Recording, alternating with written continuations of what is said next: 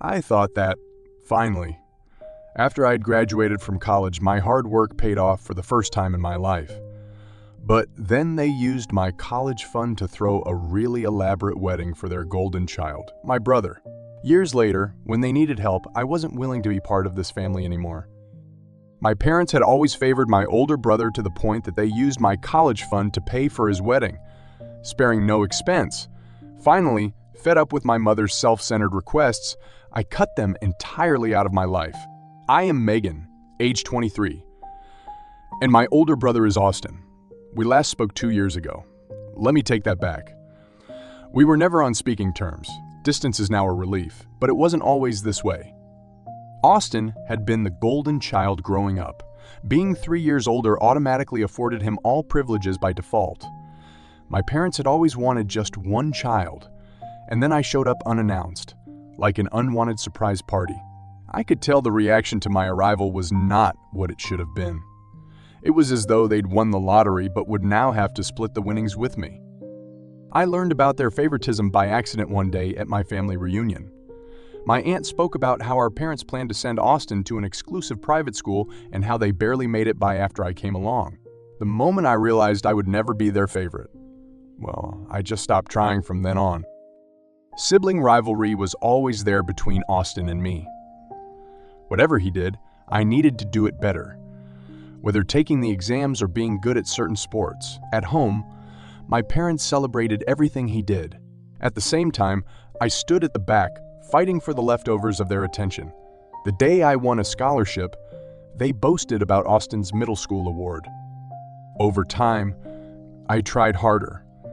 I graduated high school with honors and attended college, making the dean's list every semester.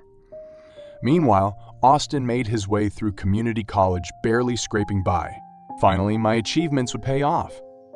We celebrated his wedding 2 years ago, a high-scale affair that cost more than my college education. I woke up one day, the day before the wedding, to an empty house. My mom called to say my parents were busy preparing for Austin's big day. They didn't even call me to congratulate me for what I did. Instead, Mom texted me, asking if I could take care of my niece so they could buy things for the wedding. That was the last straw that broke the camel's back. I packed my bags and moved in with a friend without telling my parents. I swore I wouldn't look back, and for 2 years, I didn't. Fast forward to now. I am working as a marketing assistant in this up-and-coming firm, have an apartment of my own, and finally have something akin to independence. I even made a few good friends along the way. Life was okay, and I had removed myself from all the toxicity within my family. I would get occasional updates on Austin through mutual friends. The usual updates were centered around his perfect family life and rising career, which didn't faze me anymore. But then, out of the blue, my life took an unsolicited turn when I got a frantic call from my mother's friend, Jacqueline. "You need to come home, Megan. It's urgent," she insisted. My heart was racing the whole time that I was racing to the hospital, fearing the worst. Upon arrival, I was informed that my parents had been involved in a terrible car accident, whereby their car rolled over after a collision with a speeding car. Fortunately, they survived, but their injuries were awful, and they were desperate for help. My still, groggy mother, from the painkillers, begged to see me. "Megan, please, could you help us out? Austin can't take time off work, and medical bills are piling up." The word stung. It was amazing how my brother, who had been the golden boy for so long, was now too busy even to help out our parents. I was both angry and relieved. Angry at my parents for still depending on the same child that they had favored so long ago, and relieved because that child was no longer me. The week after that, my emotions were pulling me in all directions. I had finally built a life without them, yet I was again dragged into their chaos. I remember overhearing the doctors talk about their lack of health insurance. Apparently, my dad Keith always thought he was invincible. He wouldn't buy the insurance because we're healthy. I did think I lived in some sick sitcom and this family struggle was over the top. But at the same time, Austin's wife, Cheryl, called me. We're gonna need help to cover Mom and Dad's bills. Can you help? The audacity. Austin had never cared about me, and now he expected me to bail them out. I was furious and frustrated. After days of turmoil in my mind, I finally made a decision. I called my parents and told them I couldn't help them with the bills. The silence that ensued spoke volumes. My mother screamed at me, calling me selfish and ungrateful. "We've always done what was best for you," she yelled. I reminded her that was no longer what it was about. Much time had lapsed, and I wasn't their daughter anymore, but just a convenient backup when it suited them. In the following days, childhood memories bothered me. All those moments I had kept deep inside my subconscious managed to surface. The innumerable moments when I tried to impress Mummy and Papa and got eclipsed by Austin. It was my graduation day at high school when it all came down crumbling. My parents had bought a brand new car for Austin as a graduation gift. At the same time, I received a half-hearted congratulations in a hand. Main. Down laptop. That functional laptop was a constant reminder that nothing ever mattered to them. I started questioning my self-worth and achievements and why I had chosen to move away from them. I did. Rummaging through old family photo albums and journals. I found a letter I had written to my parents at age 15, asking them why they did not love me as much as they did Austin. I remembered the day I gave it to them and how I had wished for a reply full of emotion and heartfelt feelings. Instead, they brushed it off, telling me I was being silly and overly dramatic. The anger wouldn't go away. I turned page after page of pictures in these albums. I saw images of myself standing in the background, my forced smiles barely masking resentments. That was the pattern of my life, always in the background, always second. Best. Another wave of determination washed over me. I wouldn't be the quiet daughter anymore. I had to speak up to my parents about how their actions had affected me. I was going to meet them for the first time at the hospital since the accident. Upon entering, the atmosphere was tense. Keith sat on the edge of the bed, nursing a fractured arm, while my mother lay back, still recovering from surgery. The second I walked in, the conversation ceased. My father coughed into his hand in an attempt to cover the awkwardness. "Megan." "So glad you're here," my mom said in a shaky yet excessively enthusiastic tone. I took a deep breath. "We need to talk about some things." My parents looked at each other, discomfort in the air. I started telling them stories of my childhood, the times of abandonment, favoritism, and emotional detachment. "You don't know how your behaviors made me feel," I said, my voice shaking.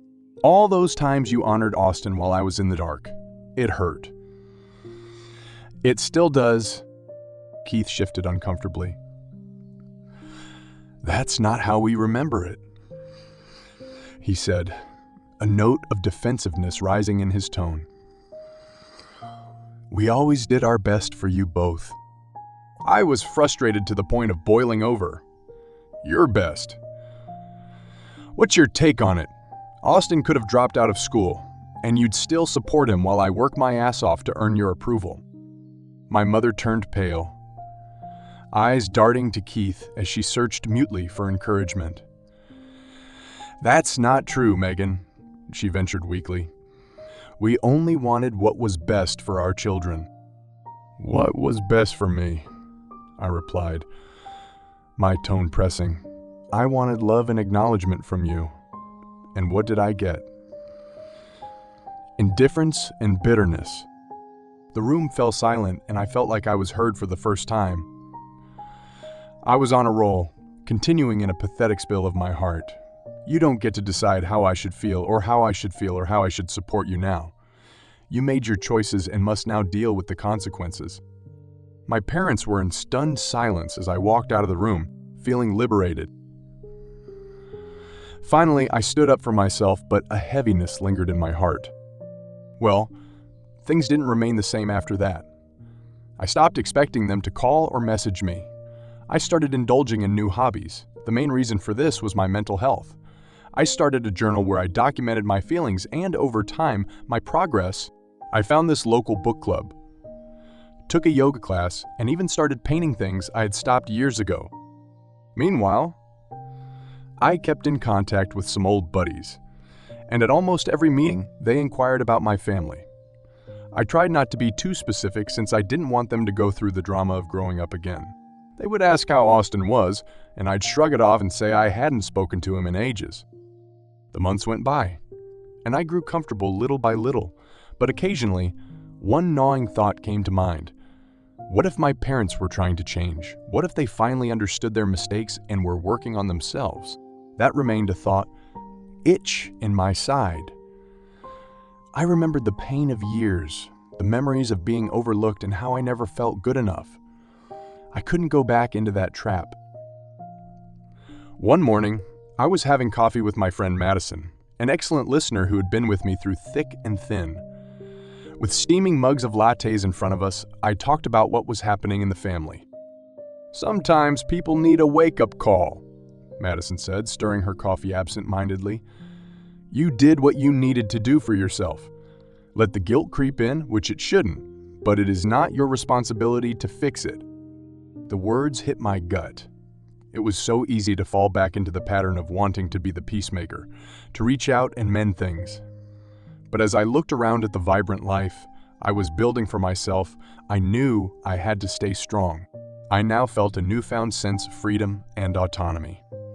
A few weeks later, I was lying in bed when my cell phone rang. Looking at the name on the screen, my heart skipped a beat. Austin. I felt hesitant about reaching for it, wondering what he could want. "Megan," he said, his voice tentative. "I know it's been a while, but I must talk to you. Mom and Dad they're struggling more than we thought. They're worried about their medical bills, and I can't do this alone. I was hoping you could help." I felt a whirlwind of anger, sadness, and a hint of concern. "You've always come first, Austin. What makes you think I want to help now?" "I know. I realize I haven't been there for you," he said, apologizing. "But things are different. Mom is scared and Dad, he's not himself. I thought maybe if we came together we could figure this out." His words hung in the air, and I felt the tension emanate through the phone. "Why now?" I asked, my voice barely above a whisper. "After all this time, why do you want to reconnect?" "Because I have realized how fragile everything is. The accident really shook us up. I don't want to lose you too. We have never had the best relationship, but we are family," he pleaded. I took a deep breath, and my heart started racing. This may be the moment I had waited for, an opportunity to redefine our relationship. I still didn't trust him, but something in his tone of voice really got my attention. "Let me think about it," I finally said, ending the call without making any promises. I lay in bed that night, and Austin's words weighed heavily upon me. I replayed our conversation repeatedly in my head, with bitterness and hope wrestling inside me. Part of me wanted to shut the door once and for all on even trusting him again, but another part felt a yearning to belong. Flawed, always. The next day, I got a chance to see Madison again. I related the offer my brother had made. "You have all the right in the world to protect yourself," she replied. "But if you feel ready to talk, this could be an opportunity for both of you." All her encouragement finally gave me the courage to contact Austin once more. First, I wanted to set some boundaries. I texted him this: "I am open to talking, but must set some rules. This conversation won't circle our parents. It needs to be about us." Austin responded almost immediately. His enthusiasm palpable, of course. "I'd like that. When can we meet?" We had decided to meet in a neutral cafe filled with light and warmth. I hoped the atmosphere could help diffuse some of that tension. I was a nervous wreck on the day, carefully choosing what I would wear every dress, but one in which I always felt confident and hopefully looked assured. He was at a table by the window upon arrival at the cafe and looked a little older, more tired. We exchanged awkward hellos. I could feel the weight of unsaid words hanging between us. He looked different, almost fragile, with dark circles around his eyes. It seemed as though the pressures of adulthood were finally catching up to him. "Thanks for meeting me," he said, fiddling with the coffee cup. "I know things have been complicated." "Complicated doesn't even begin to describe it," I said, managing a weak smile. "I just want to know why now. Why did you reach out after all this time?" He exhaled, his eyes dropping to the table. "I can't pretend anymore that everything is okay. I see how much I've failed you, and I'm sorry. The accident brought into perspective how short life is. I don't want to lose you too." I held his gaze, searching for any sign of insincerity. "What are you really asking for, Austin? Do you want forgiveness? Do you want us to act like nothing happened?" "No, not at all," he said quickly. "I just want a chance to rebuild our relationship. I miss having you in my life, and I hate that I pushed you away for so long. I want to be a better brother." The weakness in those eyes made my resolve weaken. "This is going to take time, Austin. Trust doesn't come easy for me anymore," I replied. "I understand," he said, nodding. "I'm willing to work for it. I hope we find a way back to each other, even if it's slow." And so, for weeks to follow, we met regularly, piece by piece, piecing our relationship together until, bit by bit, a good part was secured. Each conversation was like a cautious step into the unstable ground. We told life stories to each other, laughed together at childhood memories, and confronted uncomfortable truths. As he opened up in one of the many meetings, Austin said, "I felt so much pressure to succeed and thought that I would have to do it all myself. Now I realize it didn't need to be that way." I knew he was insecure, and I listened. We started talking about our experiences. For the first time, I looked at him as my brother and as a person trying to get through life. I mean, I wish we could have been closer growing up, I said one day, tracing the rim of my coffee cup. Things could have been different if our parents hadn't put so much pressure on us. "Yeah, maybe," he agreed. "But we can't change the past. We can do better moving forward." As time passed and we enjoyed each other's company, those walls that had grown as hard as concrete started to crack around my heart. I often laughed and shared life stories, surprised by how much I missed such a brother figure. But then, just as we started to get hopeful, the universe had another surprise in store for us. One afternoon, I got a text from Cheryl, Austin's wife. "Megan, you need to come over. It's urgent." Worry immediately rushed through my body as I ran over to their house. When I got there, I found Austin sitting on the couch, pale and drawn, and I could feel the tension in the air. "What is it?" I asked as my heart pounded. Turning to me, her eyes welled up with tears. "We discovered that Mom and Dad's medical bills are even worse than we thought. They're struggling to keep up with the payments, and their health is deteriorating." "Why didn't you tell me sooner?" I scolded, feeling anger rise to the surface. "I could have helped." "We didn't want to put more pressure on you," Austin replied, the tone of his voice quavering. "Now we have no choice. We will have to sell the house." I felt as though someone had punched me in my tummy. My chest was constricting, and the weight bore down upon us. "We can't let that happen," I told him as my mind started racing. "What can we do?" Cheryl took a deep breath, her voice quivering. "Perhaps we could just start a crowdfunding campaign or a charity event. We have to raise enough money to cover the bills." Austin nodded, looking at me with hopeful desperation in his eyes. "We can do this together. It could be a way to show Mom and Dad that we're there for them." The weeks that followed were a mishmash of organization and planning. Austin, Cheryl, and I devised a fundraising activity and touched base with family, friends, and the community for support. We organized a small gala in a local venue, complete with silent auctions, food donations, and live music. The planning required me to put my heart into it, funneling all my frustration and love into every little detail. I made promotional materials, designed a social media campaign, and rallied friends to volunteer. It felt like we were all working towards something for the first time. As the date approached, the excitement in the air was palpable. It was a beautiful evening filled with thoughts, laughter, music, and unity. Friends and family came together sharing stories and memories while contributing to a dear cause. It was electrifying as the night fell into place, sprinkled with fairy lights across the venue and filled with laughter and chatter. I watched people arrive laden with warmth and support, including college friends, co-workers, and even relatives far from us. The place was beginning to fill now, with people milling about and speaking in hushed voices. At the same time, Austin and Cheryl ran about like busy beavers, welcoming and thanking people for donations. Already, I could sense something in Austin shift. The weight of responsibility slowly releasing as the spirit of community washed over him. As the night went on, we continued to raise more money than we had expected through silent auctions, bid on by everything from homemade goods to services offered by local businesses. I felt a significant surge of pride, knowing that our work was appreciated and making a difference.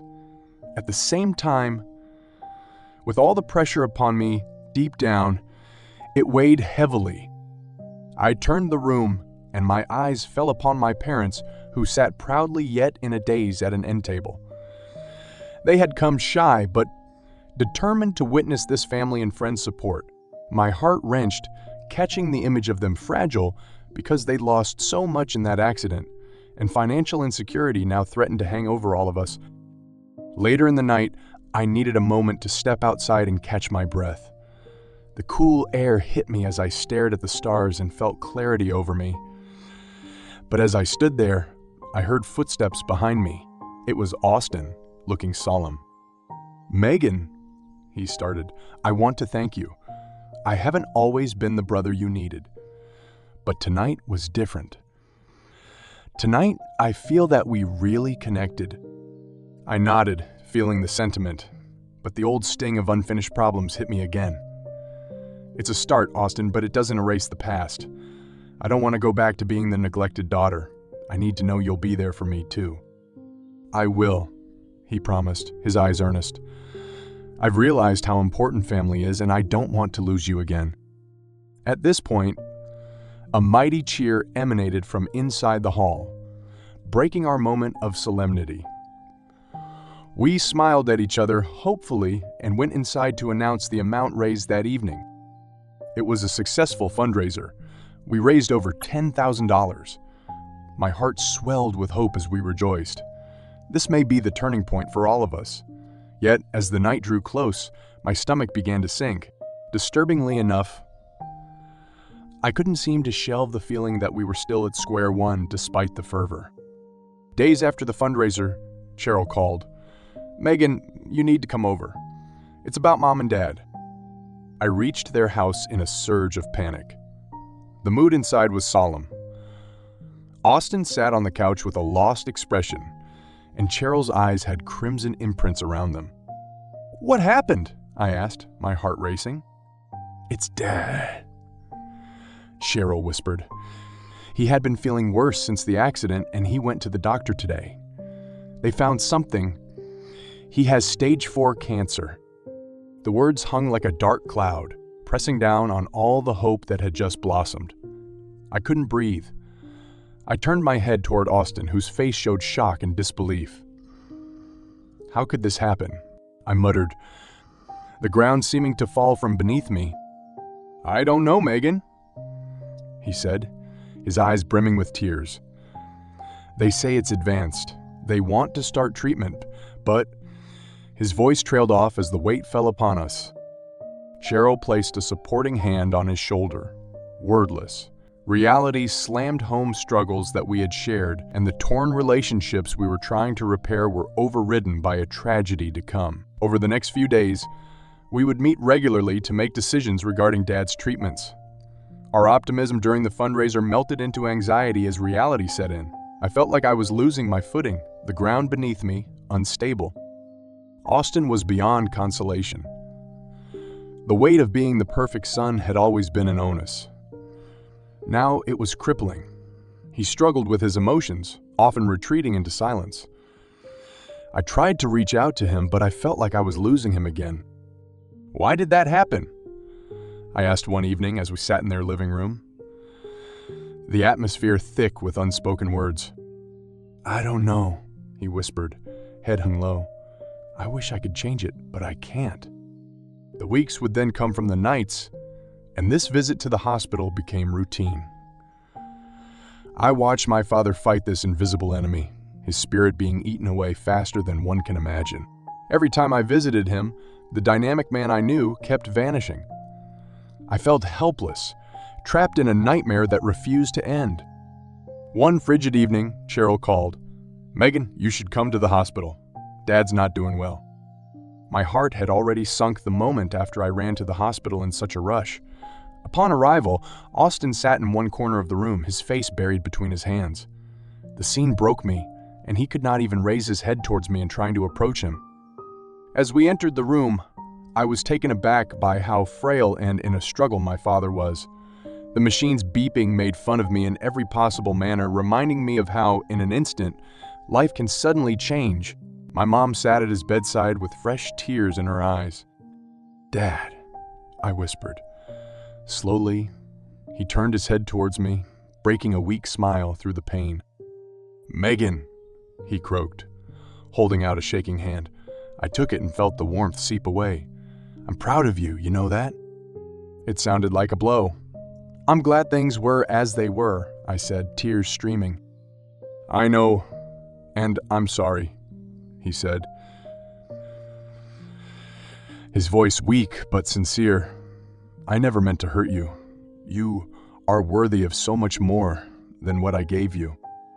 I felt the ache in my chest, knowing that despite all our efforts to reconnect, time was slipping through our fingers. "Please don't leave us," I begged, tears blurring my vision. "We can still fix this. We can still be a family." Slowly, he shook his head, an unhappy smile on his face. "It's all right, Megan. You have begun to create a life for yourself. You have become so much stronger than I ever noticed. Take care of your mother and Austin. Be there for each other." On the words spoken, I felt an overwhelming sense of loss as this man, who was once distant and cold, stood so vulnerable, and his words told the truth about his regrets. "I love you, Dad," I whispered, my heart breaking. "I love you too," he said, shutting his eyes as if ready to sleep for a long time. The few moments after that were silent. The machines beeped around us, but I felt life slipping away. I grasped my father's hand tighter to will him to stay, but with the beeping getting more erratic by the second, one final breath escaped his lips, and the room fell silent. The days that followed were a blur of grief and confusion. We held a small service for my father, surrounded by family and friends. Austin and I stood beside one another as close as we ever could be in our time of loss, yet wrestling with the intricacy of our relationship. But amid all that sadness, I could feel a shift taking place. For the first time, Austin and I started leaning on each other. We would talk about our pain and memories, and the bond would slowly build through this darkness. Cheryl stood with us as we weathered this storm called grief together. The sorrow, however, had weighed upon my heart. My father's absence was a gap that seemed impossible.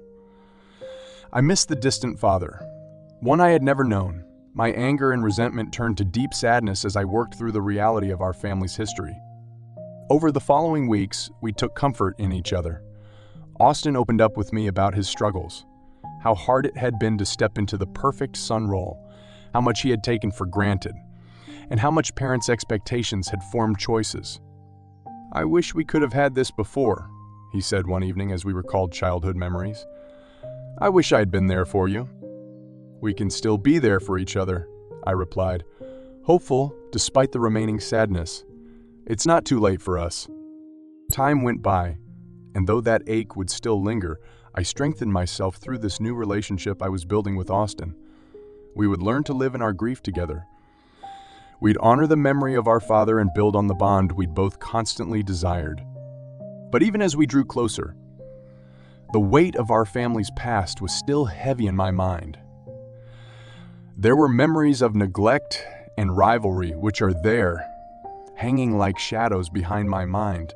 I had thought reconnecting with my brother would heal the wounds, but they remained. One evening, while sitting in my living room, Austin texted me, "Megan, can we talk?"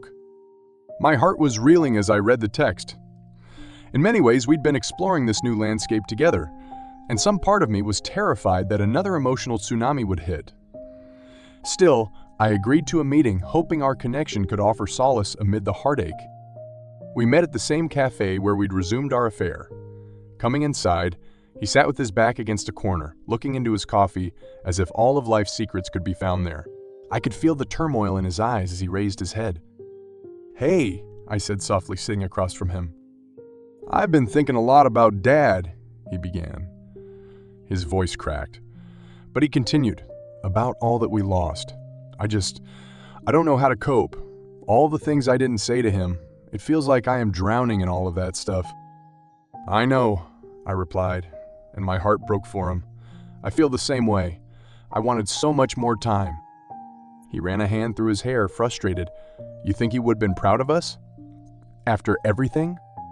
"I think he would want us to be happy," I said calmly. "But he would want us to be honest with each other, to face our issues instead of ignoring them." Austin nodded, his eyes welling up with tears. "I hate that we had to lose him to finally understand what we had. It's not fair." "No, it isn't," I agreed, feeling my tears welling up. "But we can still honor him. But we can work on ourselves and each other. We owe it to him and to ourselves."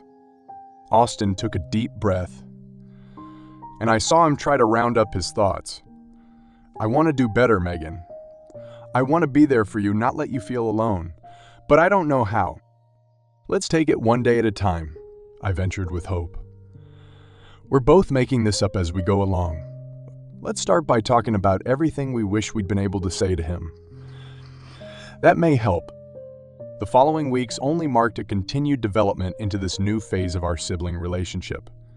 We would share memories of times with Dad. The good, the bad, and everything in between. I described the times that hurt, when I felt so invisible, and what I wish I could have said. Austin talked of his regrets and fears, the pressure that had overwhelmed him, the perfectionism he often felt he was failing at. But it wasn't easy. Every conversation was a painful reminder of our loss, yet somehow a bridge to healing.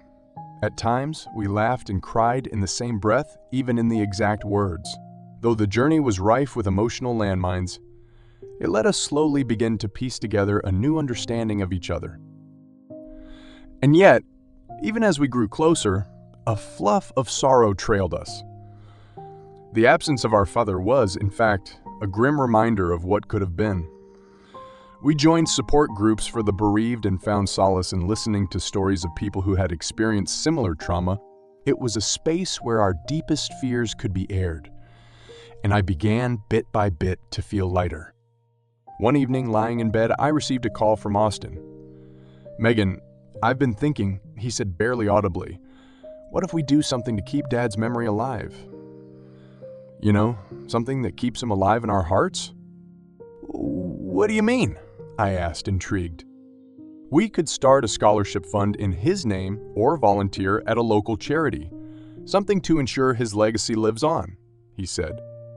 I felt a spark of excitement. "That's a beautiful idea. We could even involve Mom. It could bring us all closer together." As he spoke, the weight of my sorrow began to shift, replaced by an overwhelming sense of purpose. We were given a second chance to recreate our family, even in the face of loss.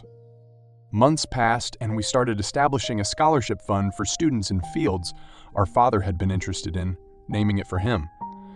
The community supported us, Some gave financially and emotionally, sharing their stories of our father and what he meant to them. Yet, within this bond building so dynamically, one nagging fear refused to allow me to overlook the speed with which everything could be turned inside out. One evening, while I was preparing for dinner, the telephone rang in a frantic call from Cheryl. "Megan, it's Mom. You need to come to the hospital." My heart fell as I rushed to the hospital, every nasty dread scraping its teeth along my insides. Finally reaching the hospital, the stark white walls threatened to overpower me. I found Austin slumped over in the waiting room, pale and drawn. "What happened?" I asked, panic rising within me. "They found something," he said, his voice trembling. "It's not good, Megan." I followed him into our mother's room, my heart pounding. As I went inside, the sight of how she lay in a frail body in the hospital bed with tubes snaking around her like vines overwhelmed me. She was small and fragile, a shadow of this strong woman I knew. "Mom!" I choked out, hurrying to her side. Her eyes flickered open, and a weak smile crossed her lips. "Sweetheart," she whispered, "I'm glad you are here." "What's all this about?" I asked, trying to sound steady. The doctor came in. He looked serious. "Mrs. Johnson has been diagnosed with a severe lung condition. The treatment options are limited, and we must discuss her care plan." I felt the ground move beneath my feet as the words began to sink in. It was as if the universe was playing some terrible joke, snatching away the only parent left from us. I looked into Austin's eyes filled with tears of despair. "Why is this happening?" I wailed as my heart once again began to break. "We can fight this," he whispered low but clear, his voice barely heard while terror was written across his eyes. And days turned into weeks, each visit beside her bed and the tears and desperation, a war against hope. We talked with her about our dreams, things we wanted to do to keep Dad's legacy alive, and how much we loved her, but somewhere deep inside we knew we were losing her too. One evening, I sat beside her and took her hand. "Mom, I wish I could take away the pain," I said, my voice cracking. "You have always been my strength. I just don't know how to do this without you." Her grip tightened, and she looked at me lovingly and understandingly. "You're stronger than you think, Megan. You and Austin will always have each other. Promise me you'll look after him." "I will," I promised through a stream of tears. "I love you so much." With these words, a sense of loss seeped into my bones, a feeling that this might be the last time we would ever spend together. And then days later, the inevitable happened. The call came from Austin to break that fragile peace we had attempted to put together. "Mom, she's gone," he said, his voice choked with grief. The world seemed to tip on its axis as my heart broke into a million pieces. The funeral was a haze of sadness and nostalgic touches, which reminded us of everything that we had lost. When we were standing beside her grave, the feeling of an intense emptiness settled upon us, and it was the weight that crashed down on me. In the days that followed after Mom's funeral, Austin and I were trying to be in a world that we never thought we could live in, and it just seemed an impossibility to bear. Both of us went into our respective corners grieving. The relationship that Austin and I had built over the past several months was fragile and would shatter at any time. One evening, the walls closed on me as I sat alone in my living room. I reached for my phone knowing I needed to call Austin. But somehow, I knew it would make no difference. How could two drowning souls save each other? And then he texted me, "Megan, can we meet?" I ran to the cafe where we had spent so many hours reconnecting. When I arrived, he was at our usual table, his eyes etched with pain. "Hey," I said softly, taking a seat. "I just can't believe they're gone," he said, his eyes welling up in tears. "I don't know how to do this without them." "I don't either," I confessed, the world burden upon my shoulders. It hurt so much. We sat in silence for a moment or two, trying to come to grips with our loss. "I wish I could go back and tell them how much they meant to me," he said, his voice breaking. "We can't change the past, I replied, my heart heavy. But we can carry their memory forward. They wanted us to be there for each other. Austin nodded, and for the first time since our parents' death, we leaned into each other's pain. We talked late into the night, sharing our fears and regrets, our laughter mingling with tears as we began to process our shared grief. As weeks passed, months began to take over. It was the slow torture, like torture of time, that made the realization finally set in that our parents were indeed gone. On the other hand, I found a new determination to keep their memory alive. Austin and I became beacons for each other as we continued to plow the dark waters of our grief. We began to make plans for the scholarship fund in Daddy's name, hoping that through that his spirit would live well on in the hearts and lives of others. We attended community meetings, organized fundraisers, and even hit the streets to ask local businesses for sponsorship. Every step we took helped knit my heart back together, little by little. Austin started stepping out of the shadow of expectations set by our parents and learning who he was, who he could be outside of the roles we'd each played in our family dynamics. One afternoon, as we sat at our favorite cafe, Austin turned to me and said, "You know, I think they would be proud of us. We're doing something good." "I hope so," I replied, a soft, bittersweet smile on my face. "But it's still hard not to think about what we've lost." "I know," he said softly, "but we can't let our grief define us. We have to carry their love with us and keep moving forward." That night, I felt we had barely begun to scratch the surface of healing. I took a moment that reflected not only on what we had gone through, the pain and the loss, but also on moments of connection. It was a complex tapestry of emotions. But it was ours. We were learning to hold space for our grief while celebrating the joy and love our parents had given us. As our father's passing anniversary approached, we decided to have a small memorial event in his name. We invited friends and family to share any memories they may have had. We set up a table with photographs and mementos, each telling a story of who he had been to us and others. Standing up front today amidst familiar faces, the air felt thick with reminiscence as we shared laughter and tears over memories of times that sculpted our lives. I could almost feel the warmth emanating as I spoke from our parents' presence in that room, coaching us through our grief. Today, we celebrate not just their lives, but the love they instilled in us, I said, my voice quivering. They taught us the importance of family, connection, and resilience. Even in their absence, we are stronger together.